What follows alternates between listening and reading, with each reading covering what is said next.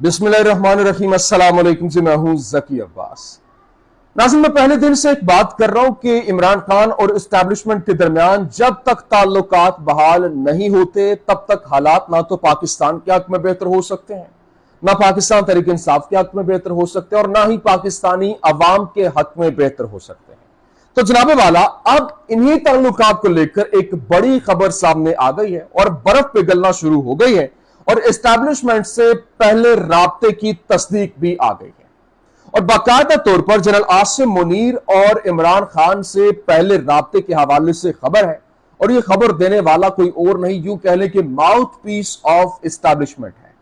ये किसकी जानिब से खबर क्लेम की जा रही है और इस मुलाकात के दरमियान क्या बात हुई, इस राब्ते के दरमियान क्या बात की गई, क्या ऑफर की गई, क्या किस तरीके से मनाने की कोशिश की गई, ये बड़ी अहम तरीन स्टोरी है। नंबर वन तो आपके सामने यह रखना है और फिर आपको बताना है कि इमरान खान ने अटक जेल के अंदर से अहम तरीन ऐलान कर दिया है, जिसके बाद बाजी पलट गई है और इमरान खान का आखिरी खिलाड़ी अवाने सदर से पूरी की पूरी गेम को बदल गया है और यूं कह लें कि अवाने सदर के अंदर बैठकर काम दिखा गया है, जिसने इस सारे के सारे सिनेरियो के अंदर एक जबरदस्त किस्म का किरदार अदा किया है। और ना सिर्फ ये, अब बैठे रहे जस्टिस आमिर फारूक, क्योंकि जो काम अदालत से नहीं हो सका वो सदर आरिफ अलवी ने कर दिखाया है और तैयारी पकड़ में एक और बड़ी खुशखबरी जो है वो भी आपके सामने आने वाली है। और अब जनाबे वाला, एक और बहुत अहम तरीन क्वेश्चन जो है वो रेज हो रहा है कि क्या चीफ जस्टिस उमर अता बंदयाल ने इमरान खान का केस खराब किया। इसके हवाले से भी कुछ अहम तरीन अपडेट्स हैं वो आपके सामने रखनी है और फिर आपको बताना है कि अदालतें बंद हैं, वो कला इस वक्त भड़क उठे और पूरे मुल्क में हालात कशीदा हैं। न सिर्फ ये बल्कि अब खाना जंगी के खतरात मंडलाने लगे हैं। अल्लाह ताला हमारे मुल्क के ऊपर रहम करें। नाज़रीन, सबसे पहले बात कर लेते हैं, ये जो मैंने आपको बताया कि जो एस्टैब्लिशमेंट की तरफ से जो राब्ते बहाल होने के हवाले से एक अहम तरीन खबर की तस्दीक हो गई है, क्योंकि इस हवाले से आज अंसार अब्बासी साहब की जानिब से अपने कॉलम के अंदर इस हवाले से लिखा गया कि पाकिस्तान तहरीक इंसाफ की जो पहले दर्जे की क़यादत है वो तो जेल के अंदर है, जिसमें इमरान खान हो गए, जिसमें शाह महमूद कुरैशी हो गए, जिसमें असद उमर हो गए, जिसमें जो है वो चौधरी परवेज सिलाही हो गए। तो उनकी जानिब से यह कहा गया है कि जो पाकिस्तान तहरीक इंसाफ की दूसरे दर्जे की क़यादत है वो इस वक्त जो एस्टैब्लिशमेंट के साथ राब्ते बहाल करने की कोशिशों में लगी हुई है, क्योंकि अगर दोनों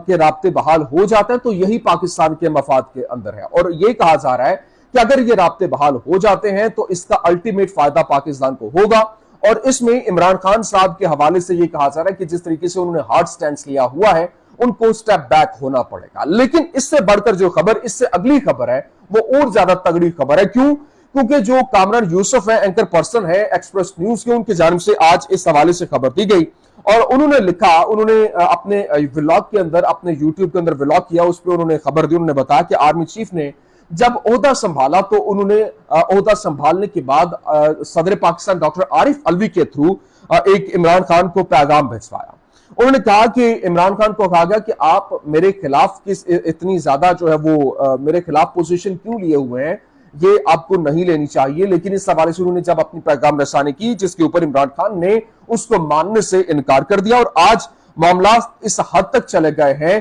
कि जब तक जनरल आसिम मुनीर है, इमरान खान की एस्टैब्लिशमेंट के साथ मफाहमत नामुमकिनात में से दिखाई दे रही है। ये कामरान यूसुफ साहब अपने व्लॉग के अंदर ये क्लेम करते हुए दिखाई दे रहे हैं। लेकिन मैं जो आपको बताना चाह रहा हूं, क्योंकि इस वक्त जाहिर सी बात है इमरान खान जेल के अंदर है और ये जो मैं राब्ते की बात कर रहा हूं, ये पहले राब्ते की बात कर रहा हूं कि ये जो पहला राब्ता हुआ, इसने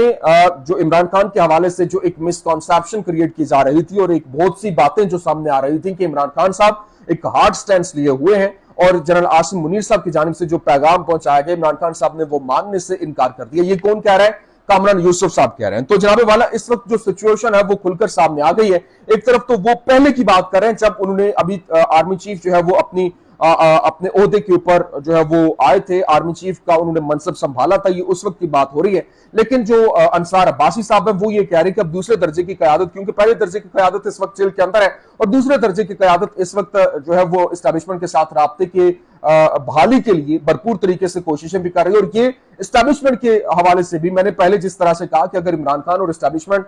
दोनों एक पेज पर आ जाते तो इसका अल्टीमेट फायदा पाकिस्तान को होगा। और ना सिर्फ ये बल्कि इमरान खान साहब के हवाले से और फिर दूसरी जानिब एस्टैब्लिशमेंट के हवाले से भी, क्योंकि उनको भी जितना जोर और जितनी ज्यादा मेहनत जो है वो इस वक्त इमरान खान को काउंटर करने में लगाने की कोशिशें हो रही हैं। अगर ये सारी की सारी कोशिशें सिर्फ और सिर्फ पाकिस्तान को एक डायरेक्शन में लाने की कोशिशें होंगी तो ऑफकोर्स पाकिस्तान इस भंवर से, जो इस वक्त पाकिस्तान मुश्किलात के भंवर में फंस चुका, उससे निकलता हुआ भी दिखाई देगा। लेकिन इस वक्त जो मैं आपको बताना चाहता हूं कि मुल्की हालात की जो जिम्मेदार है वो जस्टिस उमर अता बंदयाल समेत 16 जजेस भी हैं, क्योंकि मुल्कों की बका सिर्फ और सिर्फ आइन और कानून की हुक्मरानी के अंदर होती है। जब आइन और कानून और अदालती फैसलों को पांव तले रौंदा जा रहा था, उस वक्त आप सिर्फ फैसले देकर इस खौफ में पीछे हट गए थे कि आपको भी बालों से पकड़कर शाराय दस्तूर पर न घसीटा जाए, और सियासी माफिया की धमकियों से डरकर आपने आइन टूटने दिया और अब आवाम की तबाही और बर्बादी की जिम्मेदारी आप भी कबूल करें। अब आपको मालूम है कि सदर पाकिस्तान डॉक्टर आरिफ अलवी ने एक जबरदस्त किस्म का कार्ड खेला है, और अब एक और बड़ी खुशखबरी जो है वो आने वाली है, क्योंकि एक तरफ जो इरफान सिद्दीकी साहब हैं वो ये बात करते हुए दिखाई दे रहे हैं और वो कह रहे हैं कि सदर पाकिस्तान डॉक्टर आरिफ अलवी जो है वो इलेक्शन की तारीख दे देंगे आज, क्योंकि हफ्ता है, आज के दिन अगर ना दी तो वो मंडे तक तारीख दे देंगे, जिसके बाद वो एक नया हंगामा जो है वो बर्पा करना चाहते हैं। क्योंकि इस वक्त जो वो तो ये कह रहे हैं, क्योंकि आइन के अंदर तरमीम हो चुकी है, इलेक्शन कमीशन ने उनके साथ बैठने से इनकार कर दिया है, उन्होंने वजारत कानून और इंसाफ को लेटर लिख दिया कि आप इसके ऊपर जो है वो वजाहत दें। अभी तक उनकी जानिब से कोई जवाब नहीं आया, लेकिन अगर उधर से कोई जवाब नहीं आता तो आज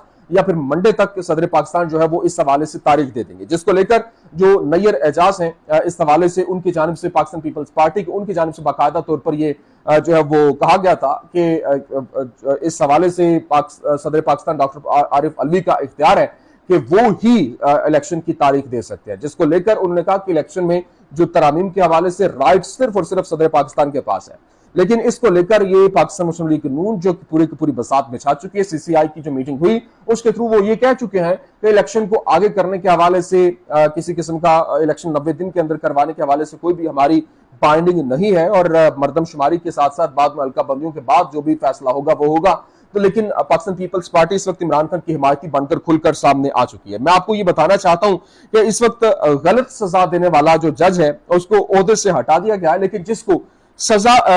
उसने सजा सुनाई थी वो जेल के अंदर है। ये है इस वक्त हमारे मुल्क का इंसाफ। लेकिन अब जो अवामी एहतजाज है वो वक्ती तौर पर काम दिखा गया, और वज़ीर आज़म ऑफिस से खबर जारी की गई है जिसके मुताबिक निगरान वज़ीर आज़म अनवारुल हक काकड़ ने बिजली के निरखों के हवाले से हंगामी इजलास जो है वो भी तलब कर लिया है, और वज़ीर आज़म ने कल इस्लामाबाद में बिजली के निरखों और सार्फिन के बिलों पर हंगामी इजलास तलब कर लिया है, और वज़ीर आज़म की वजारत बिजली और तकसीमकार कंपनियों से इस हवाले से तफसीली ब्रीफिंग पेश करने की भी हिदायत की गई है, और इजलास में सार्फिन को बिजली के बिलों के हवाले से ज्यादा रिलीफ देने के हवाले से मुशावरत भी की जाएगी। अब मैं जो थोड़ा सा फैक्ट्स आपके सामने रखना चाहता हूं, जब इमरान खान साहब के आखिरी साल में बिजली का एक यूनिट औसतन 18 रुपए 60 पैसे तक था, और सनद को इजाफी बिजली इस्तेमाल करने पर पैकेज दिया गया, इजाफी यूनिट की कीमत 12 रुपए मुकर्रर की गई थी, और गर्दिशी कर्जों का बहाव जो है वो भी तकरीबन 100 अरब सालाना से भी नीचे आ चुका था। लेकिन आज एक यूनिट की कीमत जो है वो टैक्स मिलाकर 60 रुपए से भी ज्यादा हो चुकी है, और गर्दिशी कर्जों का बहाव जो है वो 3 गुना बढ़ चुका है। आप खुद अंदाजा लगाइए, मैंने पिछले व्लॉग में आपके सामने वो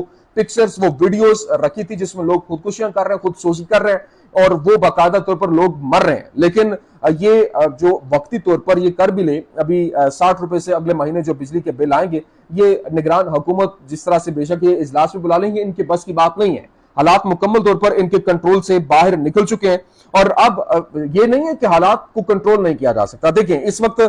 इनके मुमकिन हल भी हैं। नंबर एक तो ये है कि 400 यूनिट तक इस्तेमाल करने वालों को जो है वो टारगेटेड सब्सिडी दी जाए। नंबर 2 ये है कि छोटे सोलर सिस्टम लगाने के लिए बिलासूद कर से आवाम को दिए जाए। नंबर 3 ये है कि सोलर सिस्टम लगाने पर इंडिया की तरह सब्सिडी फराहम की जाए, और नंबर 4 अशराफी और सरकारी अफसरान के घरों के लिए फ्री बिजली खत्म की जाए, और वापदा मुलाजमीन की तनख्वाह ज्यादा कर दी जाए। ये कुछ मुमकिन तौर पर ये चीजें हैं जिनको इस्तेमाल करते हुए हम इसके ऊपर कंट्रोल हासिल कर सकते हैं। लेकिन ये हमारी जो हुकूमत है उनको सिर्फ और सिर्फ अपने जो केसेस वो माफ करवाने हैं, इक्तदार के पगडंडियों के ऊपर जरा चहलकदमी करते हुए वो इक्तदार के मजे लेने हैं। इसके अलावा पाकिस्तानी अवाम जाए भाड़ में, इनको इससे कोई लेना देना नहीं है। ये इस वक्त की कुछ अहम तरीन अपडेट्स मैंने कहा मैं आपके सामने रख दूं। उम्मीद करते हैं वीडियो आपको पसंद आई होगी। पसंद आने की सूरत में लाइक कीजिए, शेयर कीजिए, और हमारे चैनल को सब्सक्राइब करना मत भूलिएगा। पाकिस्तान जिंदाबाद।